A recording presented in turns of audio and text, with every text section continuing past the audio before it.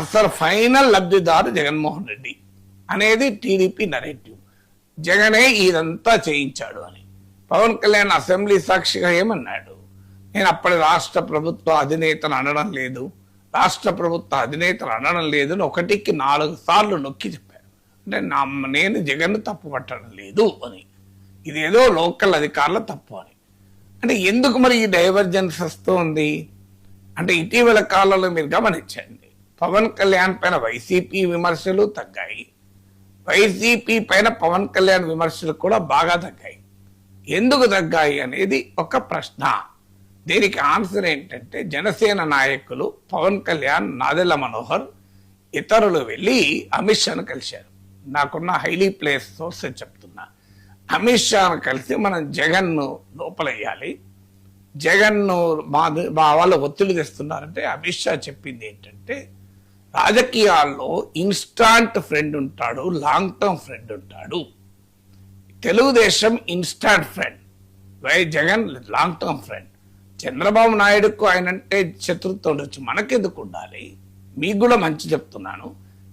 మీకు అవసరం ఏంటి? లాంగ్ టర్మ్ ఫ్రెండ్ ఉపయోగపడతాడు, మనకు 25 మంది ఎంపీలు సహకరిస్తున్నారు కదా అని మీరు కూడా ఆ వైఖరి మార్చుకోండి అని సలహా ఇచ్చారని.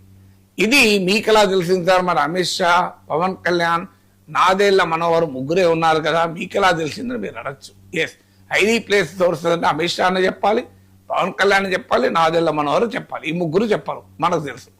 ఇది ఎలా తెలిసింది అంటే మీకు జనసేన కోర్ కమిటీ ఎమ్మెల్యేలు వీళ్ళందరి మీటింగ్లో ఇదే ప్రశ్న వచ్చినప్పుడు ఎమ్మెల్యేలందరినీ పంపించి కోర్ కమిటీని కూర్చుండబెట్టి పవన్ కళ్యాణ్ చెప్పింది, అన్న నా మనోరన్న అమిత్ షా ఏం చెప్పాడో ఒకసారి చెప్పండి అని చెప్పాడు. అక్కడి నుంచి సమాచారం అందరికీ. ఇది అంటే మీకు క్లియర్గా అప్పటి నుంచి మీరు గమనించండి, వైసీపీ వైఖరిలో చేంజ్ వచ్చింది. మీకు పవన్ కళ్యాణ్ పైన గతంలో టార్గెట్ చేయడం లేదని అనడం లేదు, గతంలో ఉన్నంత టార్గెట్ లేదు. పవన్ కళ్యాణ్ కూడా పదే అసెంబ్లీలో లడ్డు విషయంలో నేను జగన్ తప్పు పట్టడం లేదు, లడ్డు విషయంలో జగన్ తప్పు పట్టడం లేదు అని మాట్లాడారు. ఇప్పుడు ఏకంగా అమరావతి ఆంధ్ర వేరు, తెలుగుదేశం నరేటివ్ కంప్లీట్ విరుద్ధం కదా. జై అమరావతి జై ఆంధ్ర విడగొట్టి చూడకూడదు అనే కదా చెప్పింది. అమరావతితోనే ఆంధ్రప్రదేశ్ భవిష్యత్తు ముడిపడి ఉందని చెప్పారు కదా. ఇప్పుడు ఏమంటున్నారు? అమరావతి అని అనకూడదు, ఆంధ్ర అనాలి. అంటే ఎక్కడో ఒక చోట పవన్ కళ్యాణ్ డిఫర్ అవుతున్నాడు. అంటే అమరావతి పైన అత్యధిక కేంద్రీకరణ 2019 లాగా మీకు దెబ్బతింటామేమో అనే అనుమానం పవన్ కళ్యాణ్ కలుగుతుంది అనేది అర్థమవుతుంది క్లియర్గా.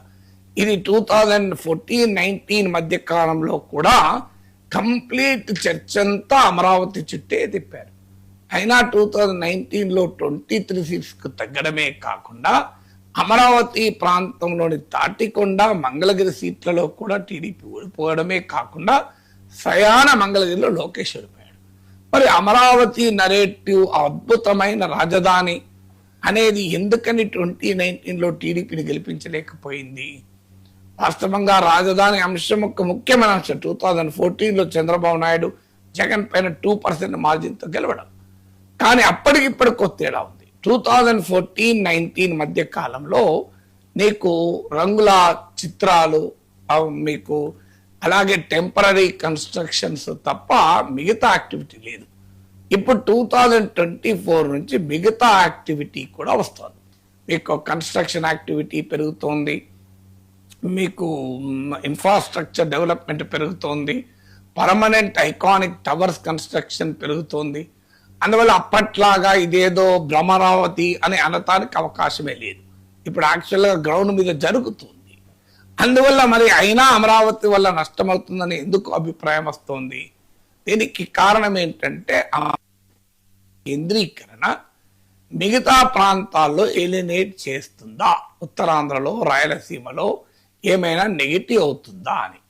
అయితే అమరావతిని రాజధానినే దెబ్బతీసి అమరావతిని ఘోరంగా టార్గెట్ చేసి వైసీపీ కూడా నష్టపోయింది. అంటే ప్రజలు బ్యాలెన్స్ కోరుతున్నారు, ప్రజలు ఎటే ఎక్స్ట్రీమ్ కూడా ఆశించడం లేదు. అంతా అమరావతిలో పెట్టడాన్ని సమర్థించరు, అమరావతి అవసరమే లేదు అనడాన్ని సమర్థించరు. ఇది గనక పవన్ కళ్యాణ్కు బహుశా అభిప్రాయం కలిగిందా? అందువల్ల అమరావతిని కంప్లీట్ గా టార్గెట్ చేసి వద్దనుకోని జగన్ దెబ్బతిన్నాడు. అమరావతి మాత్రమే కావాలనుకోని చంద్రబాబు దెబ్బతిన్నాడు 2019లో. 2024లో అమరావతిని అటాక్ చేసి జగన్ దెబ్బతిన్నాడు. కనుక మనం ఈ రెండింటి మధ్య బ్యాలెన్స్ చేసుకుంటేనే రాజకీయంగా లాభం అనే అభిప్రాయానికి ఏమైనా పవన్ కళ్యాణ్ వచ్చారా? ఎందుకంటే జై అమరావతి అనకండి, జై ఈ రెండింటి మధ్య పోలిక ఏంటి? ఇప్పుడు జై అమెరికా, జై అమరావతి అనకండి, జై ఆంధ్రప్రదేశ్ అనండి. జై అమరావతి, జై ఆంధ్రప్రదేశ్ వేరు వేరు కాదు కదా. అమరావతి ఎక్కడ కడుతున్నారు? ఆంధ్రప్రదేశ్లో కడుతున్నారు కదా. అంటే ఇప్పటికే అమరావతి పైన ప్లాట్లు ఇంకా రైతులకు ఇవ్వలేదన్న విమర్శ వస్తుంది. మీకు కన్స్ట్రక్షన్ కాస్ట్లు విపరీతంగా ఉన్నాయని వార్తలు వస్తున్నాయి. ఆఖరికి ఇటీవల డీజిల్ కూడా సామాన్య ప్రజలకు అందకుండా అమరావతిలో కాంట్రాక్టర్లకు డైవర్ట్ చేసింది అన్నది కూడా పెద్ద విమర్శకు దారి తీసింది. అసలు ఇవన్నీ కూడా అమరావతి కాకుండా మిగతా ప్రాంతాల అభివృద్ధి దెబ్బతింటదా అనే అనుమానాలు వ్యక్తమవుతున్న కాంటెక్స్ట్ ఇవన్నీ చూసిన తర్వాత ఇప్పుడు మళ్ళీ సెకండ్ పోలింగ్, థర్డ్ పోలింగ్, ఇంకెన్ని పోలింగ్లు ఉంటో తెలియదు. ఆ రోజేమో 33,000 ఎకరాలతో అద్భుతమైన ప్రపంచ స్థాయి రాజధాని కడతామన్నారు. ఇప్పుడేమో అది మున్సిపాలిటీకే సరిపోతుంది అంటున్నారు. సో ఇవన్నీ కూడా అమరావతి పైన ప్రజల్లో ప్రశ్నలు లేవనెత్తుతున్నాయి. కనుక టీడీపీకి తగిలే రాజకీయ బిల్లు జనసేన కూడా షేర్ చేసుకోవాల్సి వస్తుంది. కనుక తాను డీలింక్ అవుతున్నాడా? నేను ముందే చెప్పాను అమరావతి, జై అమరావతి అనద్దని అనేటువంటి స్టాండ్ ఏమైనా పవన్ కళ్యాణ్ తీసుకుంటున్నాడా అని. లేకపోతే దీని వివరణ ఏంటి? అమరావతి వేరు, ఆంధ్రప్రదేశ్ వేరు అని ఎందుకు చెప్తున్నారు? జై అమరావతి అంటే అక్కడే పెడుతున్నారన్న భావన కలుగుతుంది. జై ఆంధ్రప్రదేశ్ అనాలి అని ఎందుకు అంటున్నాడు? అమరావతి లేని ఆంధ్రప్రదేశా, అమరావతి ఉన్న ఆంధ్రప్రదేశా, అమరావతి ఆంధ్రప్రదేశ్ విడగొట్టగలమా అనే చర్చకు దారి తీస్తుంది.